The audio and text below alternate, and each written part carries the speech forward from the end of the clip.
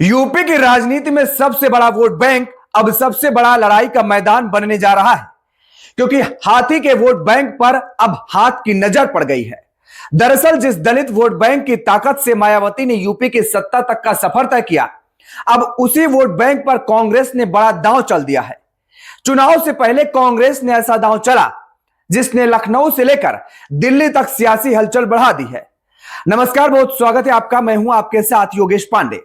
UP की सियासत में चुनाव से पहले सबसे बड़ा खेल शुरू हो चुका है, क्योंकि जिस दलित वोट बैंक ने मायावती को यूपी की राजनीति में ताकत दी, अब उसी वोट बैंक पर कांग्रेस ने बड़ा दांव चल दिया है, जिसके बाद कांग्रेस के इस फैसले ने सवाल खड़ा कर दिया है।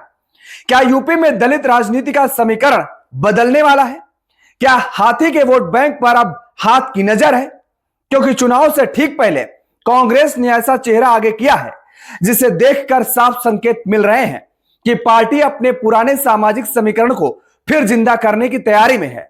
उत्तर प्रदेश चुनाव से पहले कांग्रेस ने अपनी रणनीति का बड़ा पत्ता खोल दिया है, जिसके तहत यूपी प्रभारी की कमान बदलकर कांग्रेस ने दलित चेहरे राजेंद्र पाल गौतम को जिम्मेदारी सौंप दी है। यह बदलाव उस वक्त हुआ जब यूपी में चुनावी बिसात तेजी से बिछ रही है। कांग्रेस का निशाना साफ दिखाई दे रहा है। हम आगे बढ़ें, लेकिन उससे पहले जरा राजेंद्र पाल गौतम के तेवर भी देख लीजिए। बहुजन समाज की है, आपको किसी को हम कुर्बानी, हम ये नहीं कह रहे पहले आप दो, अगर कहीं बलिदान देने की जरूरत पड़ेगी तो पहले हम हैं, पहले हम बलिदान देंगे। हम कार्यकर्ताओं को आगे नहीं करेंगे, ऐसे नेता नहीं है। दरअसल दलित वोट बैंक वही वोट बैंक जिसने कभी बहुजन समाज पार्टी को यूपी की सत्ता तक पहुंचाया था। राजनीतिक गलियारों में चर्चा है कि कांग्रेस अब अपने पुराने डीबीएम फॉर्मूले यानी दलित, ब्राह्मण और मुस्लिम समीकरण को फिर से खड़ा करने की कोशिश कर रही है, क्योंकि एक समय था जब यही सामाजिक गठजोड़ कांग्रेस की सबसे बड़ी ताकत हुआ करता था। लेकिन बाद में यूपी की राजनीति में बसपा, सपा और बीजेपी के उभार के साथ कांग्रेस का आधार कमजोर होता चला गया। मतलब समय बदला, क्षेत्रीय दल मजबूत हुए और कांग्रेस यूपी की राजनीति में पीछे चली गई। अब कांग्रेस एक बार फिर उसी जमीन को वापस पाने की कोशिश में है, क्योंकि मायावती की पार्टी पिछले कुछ चुनावों में कमजोर प्रदर्शन से जूझ रही है और कांग्रेस इसी राजनीतिक मौके को भुनाने की कोशिश कर रही है।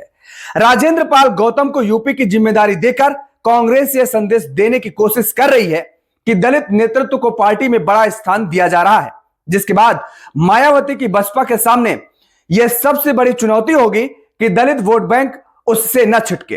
क्योंकि अगर कांग्रेस दलित वोटरों के एक हिस्से को अपने साथ जोड़ने में कामयाब होती है तो यूपी का चुनावी गणित बदल सकता है।